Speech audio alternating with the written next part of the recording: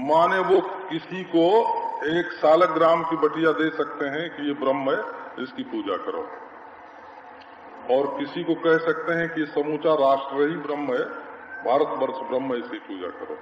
किसी को कह सकते हैं समूचा विश्व ब्रह्म है, किसी को कह सकते हैं हिरण्यगर्भ ब्रह्म है, किसी को कह सकते हैं ईश्वर ब्रह्म है ना। किसी को कह सकते हैं मैं ब्रह्म है, और किसी को कह सकते हैं तू ब्रह्म है, क्योंकि जिसने मैं तू सालग्राम बटिया और विराट है ना, इनका मूल तत्व जो एक परमात्मा है। माने अब इसमें देखो खंडन की जड़ ही कट गई है ना।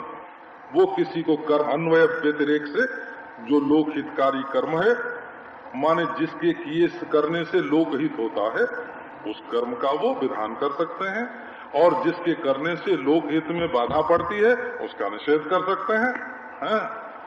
परंतु स्वातंत्र होगा। ये अज्ञानी लोग जो होते हैं वो अपनी मूढ़ता में, अपनी मूढ़ता से दबे हुए, अपने मूढ़ता से दबे हुए दूसरों को दबाते हैं, और अज्ञानी अपनी मूढ़ता से मुक्त होकर, ज्ञानी जो है वो अपनी मूढ़ता से मुक्त होकर के न वो स्वयं किसी के नीचे दबा हुआ है और न तो दूसरे को दबाता है।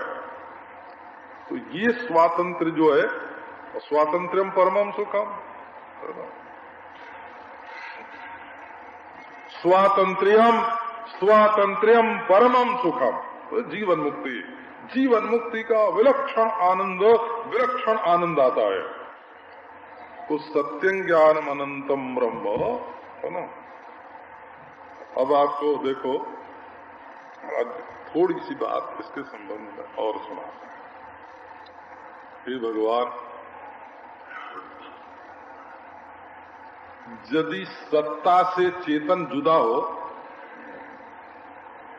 तो उसकी क्या गति होगी आपको बताओ। हाँ, वो मरने वाला होगा, क्योंकि सत उसको कहते हैं जो न मरे। यदि सत से जुदा होकर चेतन रहेगा तो वो क्षणिक हो जाएगा। सत उसको कहते हैं जो काल से मरे नहीं, काल से बाधित ना हो, उसको सत कहते हैं। तो यदि सत से चेतन जुदा होगा तो मर जाएगा, क्षणिक हो जाएगा।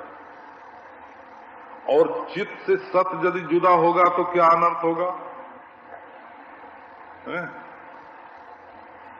जड़ हो जाएगा। चित्त से अलग होने पर सत जड़ हो जाएगा, और सत से अलग होने पर चित्त क्षणिक हो जाएगा। तो नारा वो सत्ता ही क्या हुई? अच्छा आप देखो, तो यदि सत्ता चित्त से जुदा हुई तो जड़ हो जाएगी, इतना ही नहीं और क्या अनर्थ होगा? उसको बिना चेतन के आत्मलाभ ही नहीं होगा, सत्ता स्फूर्ति नहीं होगी, मालूम नहीं पड़ेगी। तो उसका मालूम पड़ना पराधीन हो जाएगा। तो सत्ता क्या हुई? जो चेतन के पराधीन हुई। सत्ता माने ये जो राजकीय सत्ता आजकल बोलते हैं ना, ये आजकल सत्ता मुरारजी के हाथ में है कि इंदिरा गांधी के हाथ में है, इसका नाम सत्ता नहीं है। बोला सत्ता माने जिससे अस्थि प्रत्यय कभी दूर न हो। अस्थि अस्थि है, जिससे है कभी अलग न हो, उसका नाम सत है। अस्ति इति सत। तो अस्ति अस्ति अस्ति, ये जो काल में अस्ति अस्ति प्रत्यय होता है सो नहीं है। इस अस्ति प्रत्यय का प्रकाशक जो अस्ति है उसको सत बोलते हैं। दो चेतन से अभिन्न है। अब देखो और क्या अनर्थ होगा? चेतन से अलग होते ही एक तो सत पराधीन हो जाएगा। सत चित्त देखे तब सत मालूम पड़े और न देखे तो न मालूम पड़े, है ना। पराधीन हो जाएगा, बदलने वाला हो जाएगा, और वो काल से अपरिच्छिन्न रहेगा नहीं, और स्थान में हो जाएगा। थोड़ी दूर में भीतर की ओर चित्त है और बाहर की ओर सत है। भीतर की ओर चेतन है और बाहर की ओर सत्ता है? और काल में सत्ता परिणामिनी हो रही है और चित्त उसको देख रहा है, और सत्ता अनेक रूप हो जाएगी। सत्ता मर जाएगी अगर चेतन से अलग अपने को स्थापित करेगी, और यदि चेतन सत से अलग अपने को स्थापित करे तो क्या होगा? वो विनाशी हो जाएगा। जब सत नहीं है चेतन तो काल परिच्छिन्न है। अच्छा देखो, दोनों दो होए और एक होए तो क्या होगा? ये आप है ना कभी एकांत में बैठ के इसका चिंतन करेंगे तब आपको मालूम पड़ेगा। अच्छा, सत से चेतन पैदा हुआ ऐसा माने हैं तो चित्त भी मरने वाला हो जाएगा और सत भी मरने वाला हो जाएगा। मन जड़ मात्र से चेतन की उत्पत्ति माने तो जिसका पेट फट के चेतन पैदा हुआ वो भी मर जाएगा, कारण सत है। और जो बच्चे के रूप में काल में पैदा हुआ वो चेतन भी मर जाएगा। और चेतन से सत की उत्पत्ति माने तो क्या होगा? चेतन को परिणामी मानना पड़ेगा, और सत जो उत्पन्न हुआ वो पहले नहीं था ये मानना पड़ेगा। अगर सत की उत्पत्ति होगी तो अपनी उत्पत्ति से पूर्व सत था कि नहीं था? हैं? अच्छा, तो यदि सत उत्पन्न हुआ तो उत्पत्ति से पूर्व नहीं था, वो मारा गया, त्रिकाला अबाधित नहीं रहा, मर जाएगा। और यदि चित्त उत्पन्न हुआ तो अपनी उत्पत्ति से पहले नहीं था, है ना, तो उसकी उत्पत्ति की किसने? अच्छा, तो सत और चित्त दोनों उत्पन्न नहीं होते, सत और चित्त दोनों मरते नहीं, और सत और चित्त दोनों अलग अलग नहीं रहते। बोला, सत और चित्त दोनों अलग अलग नहीं रहते। तो चित्त के साथ अबाधितत्व विशेषण लगाना जरूरी है। यह अबाधित प्रकाश मानता, अबाधितत्व माने सत स्वरूप चेतन, और सत के साथ स्वयं प्रकाशता रूप विशेषण लगाना जरूरी है। बोला, स्वयं प्रकाश सत और अबाधित प्रकाशमान, इसका नाम होता है प्रत्यक्ष चैतन्याभिन्न ब्रह्म। तो अबाधित और बाधित को जब हम एक समझने लगते हैं, और पैदा होने वाले और मरने वाले देहादि के साथ जब हम अपने अबाधित सत स्वरूप चेतन को जोड़ देते हैं तो एक अध्यास, और मरने वाले को जब न मरने वाले के साथ जोड़ देते हैं तो दूसरा अध्यास, ये इतरेतरा विवेक, तो ज्ञानाध्यास और अर्थाध्यास। इसमें भी हमारा ज्ञानाध्यास, संसर्गाध्यास, अर्थाध्यास। लेकिन विद्वान लोग कहते हैं कि न अर्थाध्यास है न संसर्गाध्यास है, केवल ज्ञानाध्यास ही है। ये केवल बुद्धि की ही गड़बड़ी है जिससे हम लोग, है ना, जन्म मृत्यु की कल्पना करके, दूर और निकट की कल्पना करके, है ना, अतीत और भविष्य की कल्पना करके जो हम राग द्वेष करते हैं, सुखी दुखी होते हैं, कर्म के पराधीन होते हैं, ये सारा का सारा केवल भ्रम से ऐसा ज्ञात होता है। ये बुद्धि का भ्रम मिटाना जरूरी है, और ये यदि बचपन में ही मिट जाए ना तो सारा जीवन ऐसी स्वच्छंदता से बीतेगा हो नारायण, और कोई दुख नहीं होगा। अच्छा, अब ये प्रसंग आपको फिर सुना।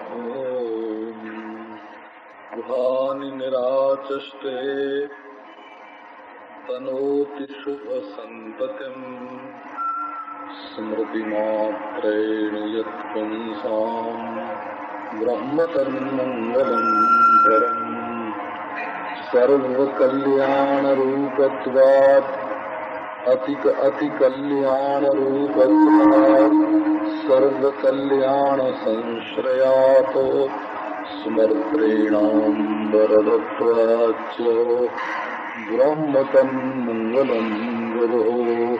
ओम शांति शांति शांति।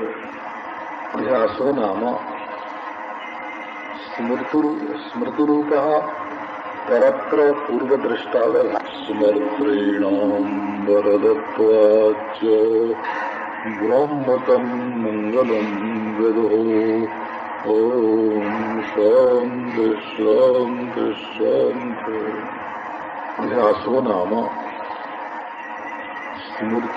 स्मृतिरूपः परत्र पूर्वदृष्टावभासः कंकेचित् अन्यत्र अन्यधर्माभ्यासः इति वदन्ति। एतत्तु यत्र जगद्ध्यासः तद्विवेकाग्रह निबन्धनो भ्रम इति। अन्ये तु यत्र जगद्ध्यासः तस्यैव विपरीत धर्मत्व कल्पनाम् आचक्षते इति। सर्वथापि तु अन्यस्य अन्यधर्मावभासताम् न व्यभिचरति।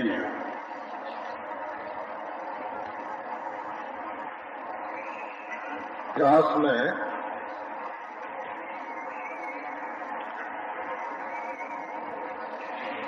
तीन बात का ध्यान रखने का है।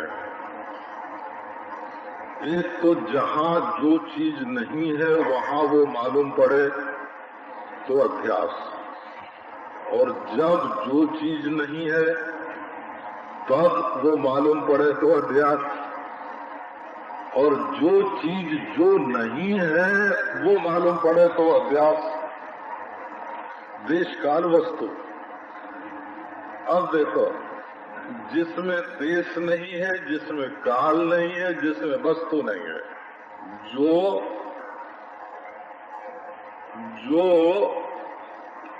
भूत भविष्य वर्तमान के भेदात्मक काल के अत्यंताभाव का अधिष्ठान है, जो वही अंतः अंतराल रूप भेद से युक्त पूर्व पश्चिम आदि भेद से युक्त देश के अत्यंताभाव का अधिष्ठान है, उसमें देश भास रहा है। और जो काल के अत्यंताभाव का अधिष्ठान है उसमें काल भास रहा है। और जो द्रव्य के अत्यंताभाव का अधिष्ठान है उसमें द्रव्य भास रहा है। माने जिसमें जो नहीं है उसी में वो भास रहा है। ऐसे देखो, निष्प्रपंच में प्रपंच भास रहा है, अविनाशी में विनाशी भास रहा है, चेतन में जड़ भास रहा है, अद्वितीय में द्वितीय भास रहा है, आत्मा में अनात्मा भास रहा है। न कोई मध्यासो नाम हो। तो जब तक इसके अधिष्ठान का ज्ञान नहीं होगा तब तक इसके बाधितत्व का निश्चय नहीं होगा। अब अधिष्ठान का ज्ञान कैसे होए?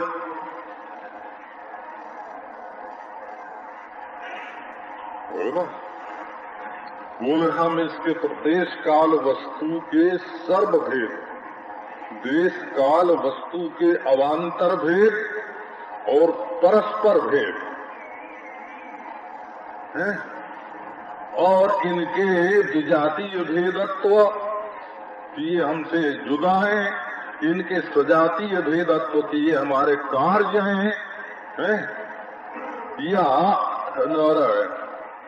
हमारे ही अनेक रूप हैं, ऐसे स्वगत भेद।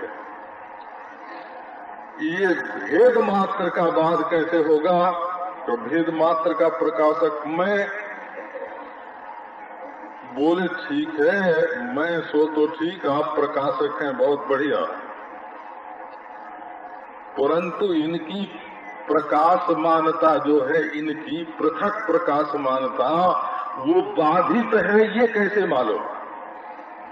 कि जब आपको आप अपने को अद्वितीय ब्रह्म जानेंगे तो प्रकाश्य रूप होने से भी ये मिथ्या है और अध्यस्त रूप होने से भी मिथ्या है, जड़ होने से भी मिथ्या है, विकारी होने से भी मिथ्या है, विनाशी होने से भी मिथ्या है, परिच्छिन्न होने से भी मिथ्या है? तो तब तो इनके मिथ्यात्व का निश्चय आपको हो जाएगा। परंतु यदि आप अपनी स्वयं प्रकाशता को अबाधित अधिष्ठान के रूप में नहीं जानेंगे तो इनके मिथ्यात्व का निश्चय नहीं होगा। क्या था तो ब्रह्म जिज्ञासा।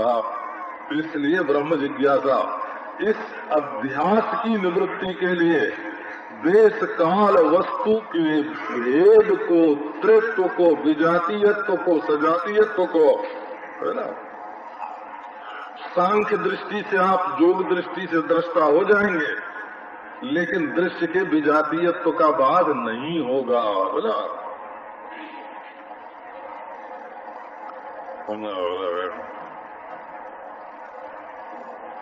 आप सांख्य दृष्टि से दृष्टा हो जाएंगे, लेकिन दूसरे चेतन के सजातीयत्व का बाध नहीं होगा।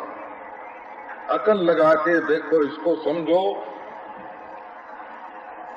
आप निरोध वृत्ति के दृष्टा के रूप में अवस्थित हो जाएंगे, परंतु निरुद्ध जो वृत्ति है, वृत्ति का जो निरुद्ध रूप है और बाद में विक्षिप्त रूप है, उसके विजातीयत्व का बाध नहीं होगा।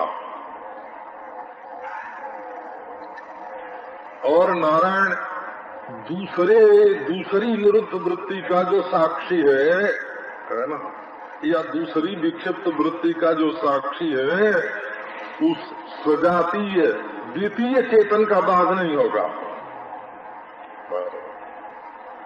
और मैं ही ईश्वर रूप से संपूर्ण जगत बन रहा हूँ, इस स्वगत भेद का भी बाध नहीं होगा। तो अपने से अलग कोई जड़ है, ये विजातीय है। अपने से अलग कोई जीवेश्वर रूप चेतन है, ये सजातीय है। और ये अपने आत्मा का ही परिणाम सब है, ये स्वगत भेद है। तो इन तीनों का बाध कब होगा? तो यही अबाधित स्वप्रकाशता जो है, जिसके मिथ्यात्व का किसी प्रकार भी निश्चय न हो सके, ऐसी जो स्वरूप भूत स्वयं प्रकाशता है, इसका बोध होने से। बोले इसका बोध कैसे होगा? तो बोध जो है, ये बोध का विषय नहीं होता है, स्वयं बोध है। तो तब अबोध का निराकरण ही अबोध को नष्ट कर दे, नहीं है ना। तो अबोध कैसे नष्ट हो?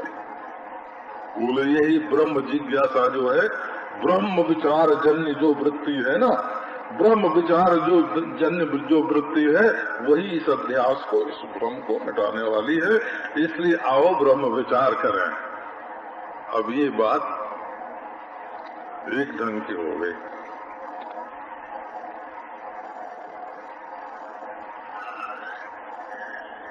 और नारायण एक थोड़ी छोटी बात आप लोगों को सुनाने का।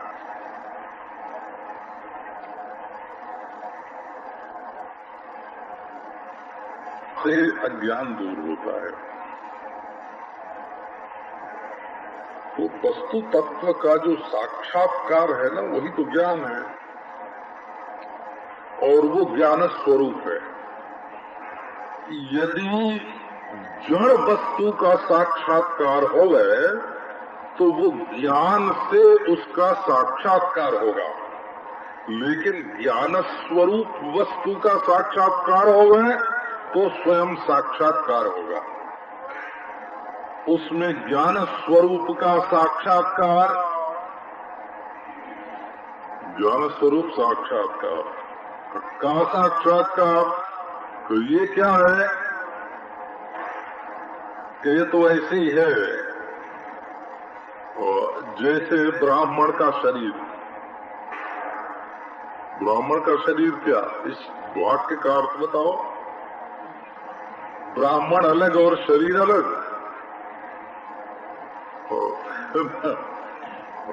शरीर और ब्राह्मण दोनों शब्द का अर्थ एक ही है।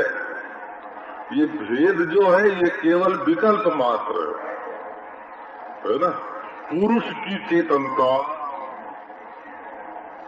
तो जो चेतन है सो पुरुष है, जो पुरुष है सो चेतन है। इसमें कहाँ भी भक्ति का क्या अर्थ है? वो संबंध ही मिथ्या है ना। इसमें संबंध की कल्पना ही मिथ्या है। तो स्वरूप का साक्षात्कार नहीं, स्वरूप स्वयं साक्षात्कार स्वरूप। तो इस प्रसंग में थोड़ी साधना का विवेक हम आपको बताते हैं, सुनाते हैं, वैसे समझो।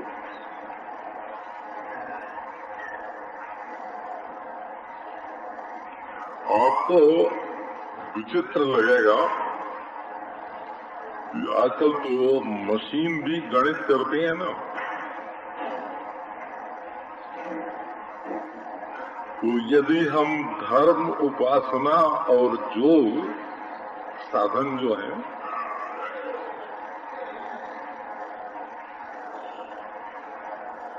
इनके ठीक ठीक साधन को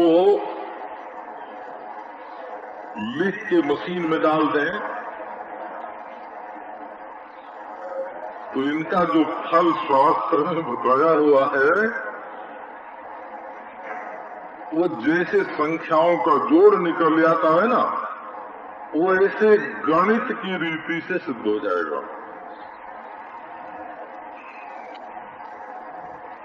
तो एक आता प्रश्न, तो ये क्यों सुनाते हैं आपके ध्यान में आ जाएगी कि अध्यास के प्रसंग पे इसको सुनाना जरूरी है। नैसर्गिको यम अध्यास, ये अध्यास नैसर्गिक है।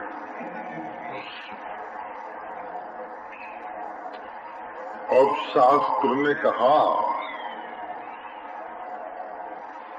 कि अग्नि जो है ये ब्रह्म है। ब्रह्माग्नि ब्रह्मणा होतम ब्रह्म ही होते न गंतव्यम। अग्नि ब्रह्म है,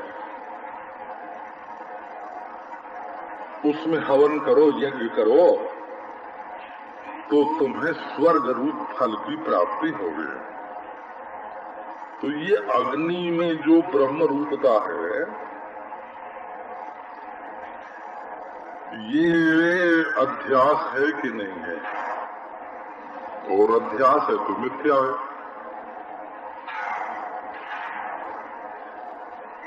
अच्छा, नाम ब्रह्मेत्युपासना, नाम ब्रह्म है ऐसी उपासना करो। ये नाम में ब्रह्म बुद्धि जो है ये अध्यास है कि नहीं है?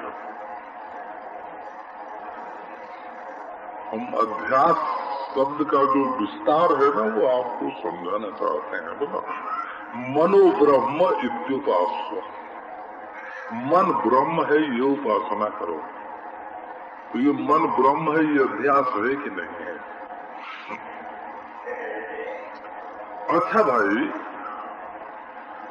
नारायण, गंडकी शिला ब्रह्म इत्युपास्व, गंडकी नदी की जो शिला है, सालग्राम है, वो ब्रह्म है ऐसी उपासना।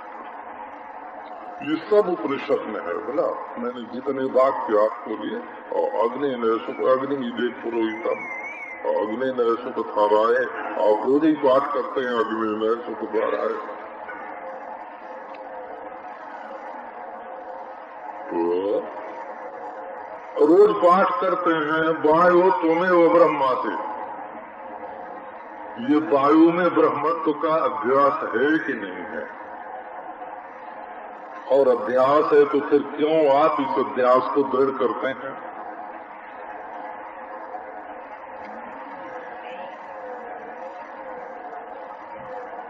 ये पूर्व पक्ष तो आपके ध्यान में आ गया ना पूरा। अब इसका उत्तर पक्ष,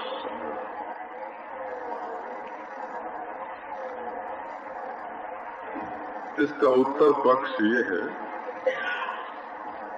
कि सालग्राम शिला ब्रह्म है, ये नैसर्गिक अध्यास नहीं है। माने स्वभाव से ये भाव किसी को नहीं होता कि सालग्राम ब्रह्म है। अच्छा, स्वभाव से ये अध्यास नहीं होता कि नाम ब्रह्म है। स्वभाव से ये अध्यास नहीं होता कि मन ब्रह्म है। स्वभाव से अभ्यास नहीं होता कि पति ब्रह्म है, पति परमेश्वर है, स्वभाव से अभ्यास नहीं होता। गुरु ब्रह्म है, ये भी स्वभाव से अभ्यास नहीं होता।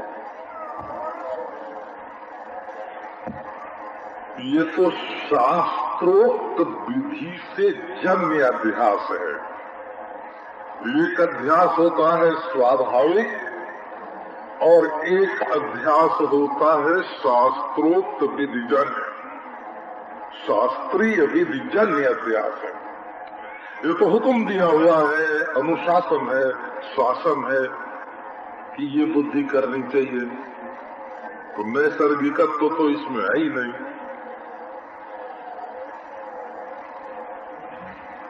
अच्छा, अब क्या करें फिर? पर इसमें अध्यासत्व है कि नहीं है?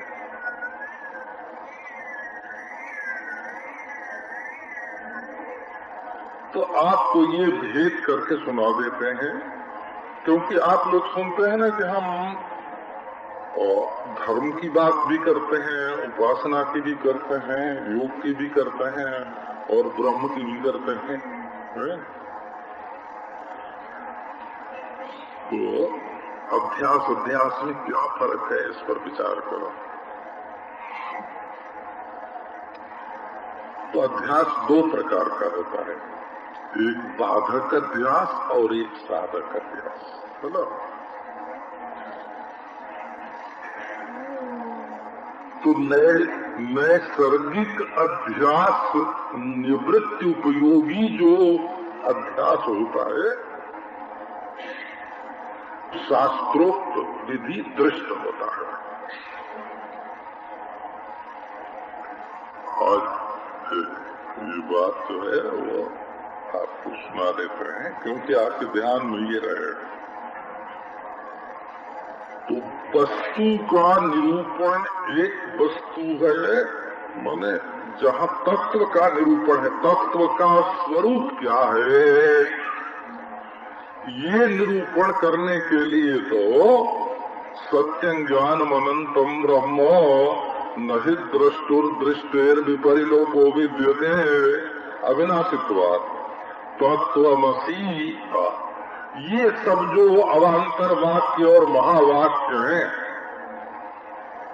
एक पदार्थ निरूपक वाक्य सत्यं ज्ञानम अनंतम ब्रह्म, और एक पदार्थ निरूपक वाक्य नहीं दृष्टो दृष्टेर विपरिलोपो विद्यते। और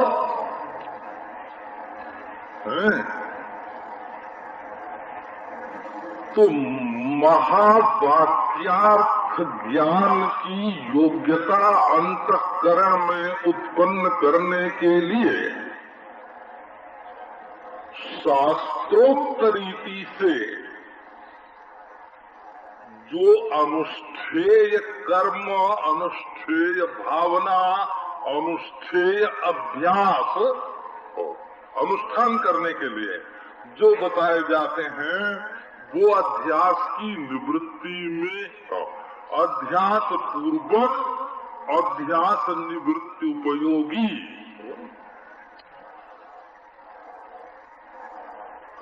अध्यास पूर्वक है परंतु अध्यास निवृत्ति में उपयोगी है। ऐसा अध्यास जो है वो शास्त्र दृष्टि से किया जाता है। तो आपको थोड़ा और इसका विवरण बता सुना देता हूँ। नारायण, क्योंकि जो लोग नारायण शास्त्रोक्त रीति से वेदांत का स्वाध्याय नहीं करते हैं, स्वयं जो पोथी पढ़ के वेदांत समझ लेते हैं, है ना, तो उनके ध्यान में ये बात नहीं आती है। पहले तो यही बात ध्यान में नहीं आएगी। दूसरी बात इसमें क्या है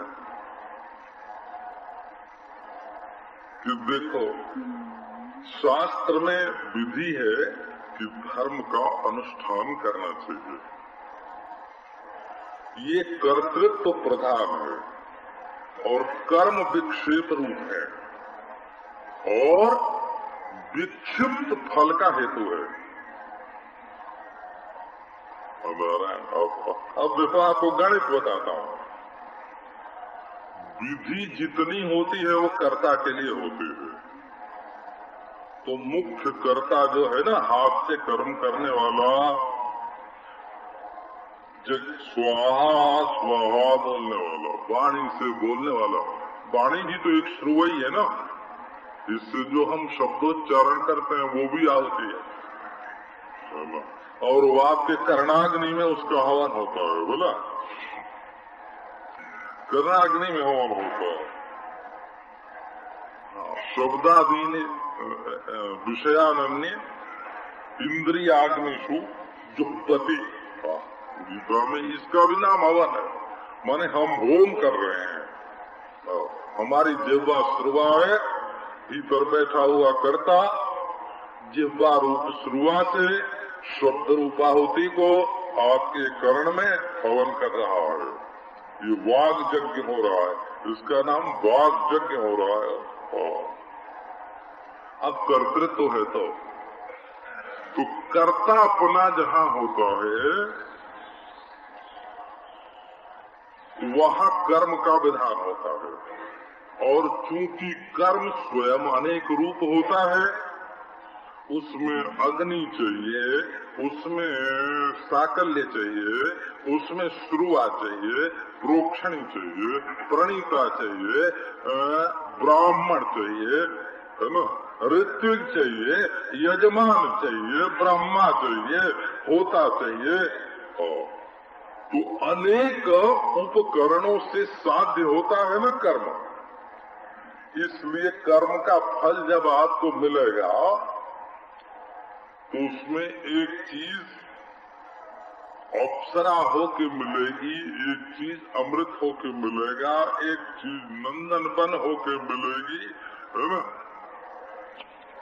जो उसमें आप फूल फल का उपयोग करेंगे ना, अरे वो तो नंदन वन बन जाएंगे। उसमें जो आपकी जजमान की जो पत्नी होगी वो महाराज वहाँ अनेक रूप से देवी हो जाएगी। यहाँ जो साकल्य आदि जो हैं वो अग्नि में डालने के बाद सार रूप हो करके सार सार अमृत हो जाएंगे। तो कर्म में अनेकता होती है और कर्ता के लिए वो शास्त्र से विहित होता है और श्रद्धा पूर्वक किया जाता है। तो विधि और श्रद्धा और अनुष्ठान और कर्तृत्व इनको मिल करके जिस फल की उत्पत्ति होती है वो सुखप्रद फल भी अनेक रूप होता है। और अधर्मानुष्ठान से जो फल होता है वो दुखप्रद अनेक रूप होता है। इस लोक में भी होता है और चूंकि देह से पृथक है मन, इसलिए देह के न होने पर भी होता है। ये बात शास्त्र की आपको सुना। अब देखो इसमें मुख्य कर्तृत्व है। अब मनो ब्रह्म इत्युपास्व नाम ब्रह्म इत्युपास्व सालग्राम शिला ब्रह्म इत्युपास्व, इसमें भी उपासना की विधि है, परंतु ये इष्ट प्रधान है। बता, इष्ट प्रधान होने के कारण इसमें अपना कर्तृत्व गौण हो जाता है। उपास्य देवता जो है वो मुख्य हो जाता है, उसके सामने हम छोटे हो जाते हैं, और छोटे हो जाते हैं तो गौण कर्तृत्व से इसका अनुष्ठान होता है।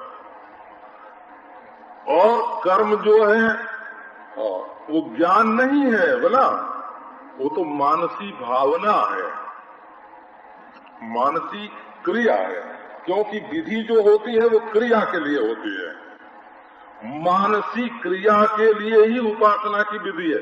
ये वस्तु तंत्र ज्ञान नहीं है, ये कर्तृतंत्र उपासना है। समन्वय सूत्र में शंकराचार्य भगवान ने ये चौथे सूत्र में इसका बड़े विस्तार से निरूपण किया है।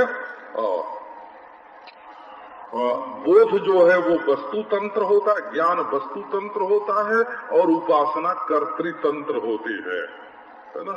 तो धर्म बुद्धि से कर्मानुष्ठान कर्तृत्व प्रधान होता है, और स्वयं विक्षेप रूप होने के कारण, साधन विक्षेप रूप होने के कारण उसका फल भी विक्षेप रूप ही होता है। विक्षेप रूप ही होता है, वहाँ देवता भी होते हैं, वहाँ दैत्य भी होते हैं, वहाँ आक्रमण भी होता है, वहाँ फल भोग भी होता है, ईर्ष्या भी होती। देखो वो फल स्वर्ग हुआ। और उपासना जो है वो उसमें कर्तापन होता है गौण, और उपासना की विधि जो है वो मानसी भावना रूप है, और उसमें उपास्य एक है। इसलिए चित्त की विक्षिप्त स्थिति उपासना में नहीं रहती, एकाग्र स्थिति हो जाती है। एकाग्र स्थिति हो जाने से उपास्य देव के लोक में उपास्य देव से तादात्म्य अपन्न होकर के एकाग्रता के सुख का आस्वादन होता है। उपास्य लोक में एकाग्रता जन्य सुख है, परंतु कर्तृत्व वहां भी गौण कर्तृत्व। अब बोले भाई आत्मानम युंजीतो, ये क्या हुआ? ये भी विधि है। जोगी युंजीत सततम, युंजीत सततम आत्मानम रहस्य स्थिता। युंजीत ये विधान है बोला, युंजीत विधान है। उपासित उपास्व, उपास्व ये भी विधान है। अमुम यज अमुम जज ये भी विधान है। तो धर्म भी विधि दृष्ट है, उपासना भी विधि दृष्ट है, और योगाभ्यास भी विधि दृष्ट है बोला। विधि दृष्ट होने से अब देखो स्वरूप क्या होता है।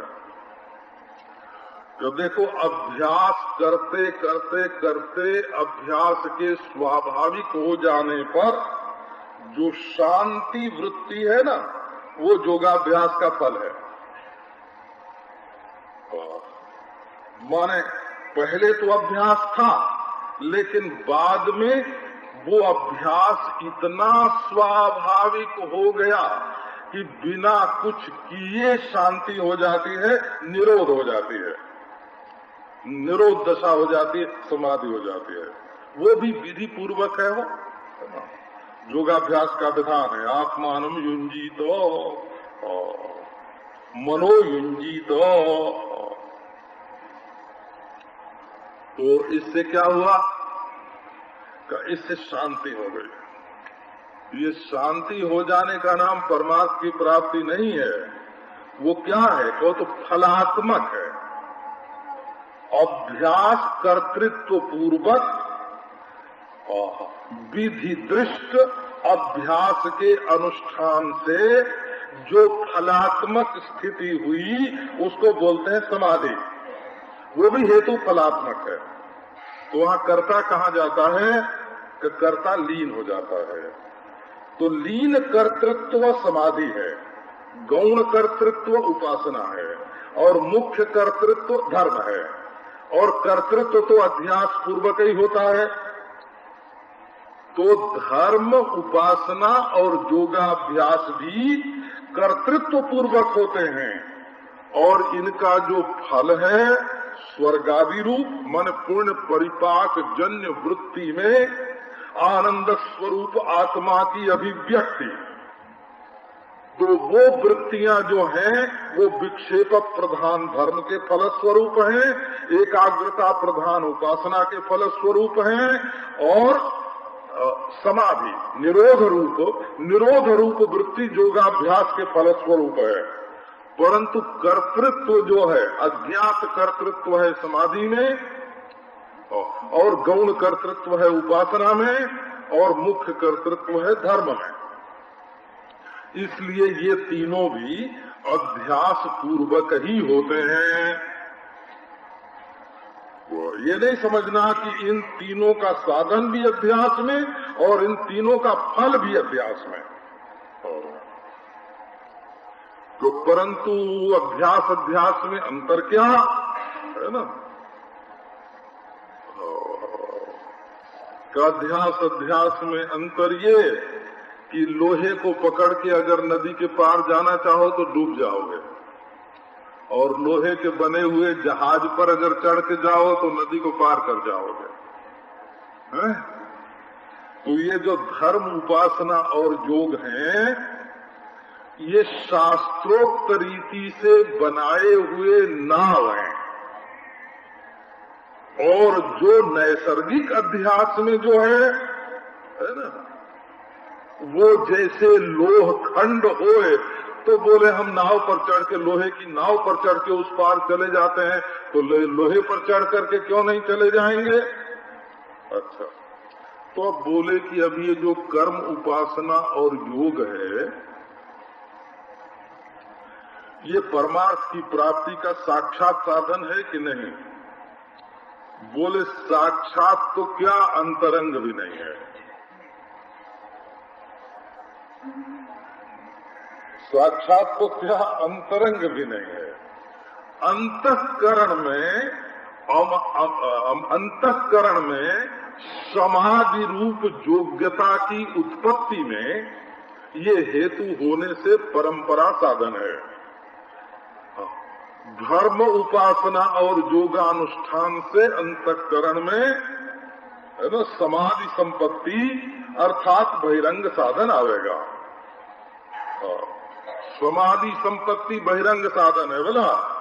ये शांत हो जाना, अभिमान नहीं होना, दंभ नहीं होना, हिंसा नहीं होना, समदम उपरति तितिक्षा श्रद्धा, समाधान होना, समाधान होना ये बहिरंग साधन है।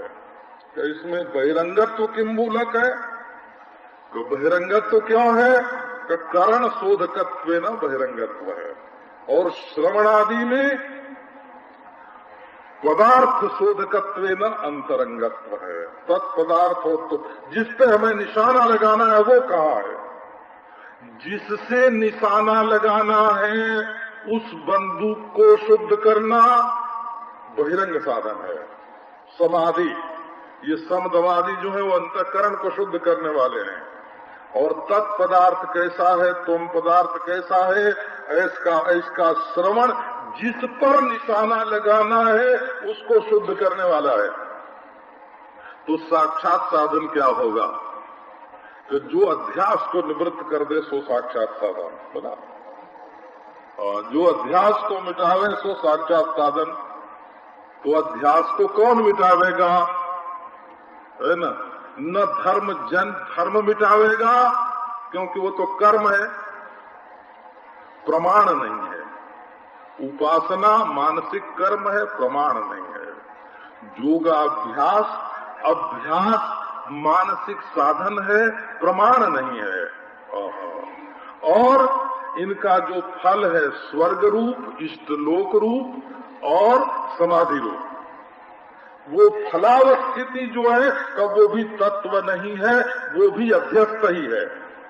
इसलिए परमात्मा की प्राप्ति, परमार्थ की प्राप्ति, परमार्थ का साक्षात्कार उसी साधन से हो सकता है जिससे अध्यास की निवृत्ति होवे, है ना? तो वो साधन क्या है? बोले अथा तो ब्रह्म जिज्ञासा, अनंत की जिज्ञासा करो, अनंत की जिज्ञासा करो, अनंत तत्व को जानो। अब नारायण बोले भाई अध्यास के लक्षण में तो बड़ा भारी मतभेद है। असल में ये अध्यास है क्या? ये तो कोयम अध्यासो नामा, ये क्या है अध्यास तुम्हारा? ये तो बताओ। तो बोले जहाँ जल भास रहा है वहाँ जल नहीं है, मरीची है, तो तुमको क्या भासता है कि ये किरण है कि जल है? यदि किरण भासती है तो जल नहीं है, है? और यदि जल भासता है तो उससे स्नान पान आदि होना चाहिए। तो न सत ख्याति है, न असत ख्याति है, और न सदसत ख्याति है। तब ये क्या है? बोले अनिर्वचनीय ख्याति है ना। अनिर्वचनीय माने सत्वेन असत्वेन सदसत्वेन। ये जो प्रपंच ख्यात हो रहा है, सो एक बात और ध्यान में रखना कि ये प्रपंच तो अनिर्वचनीय है, इसलिए कि ये जिस अनंत में भास रहा है उसमें शांत रूप होने के कारण नहीं है, और नहीं है ऐसा भी नहीं कह सकते क्योंकि भास रहा है। तो कहो कि दोनों है तो दोनों एक चीज हो नहीं सकती। तो सत्ख्याति असत्ख्याति और सदसत्ख्याति,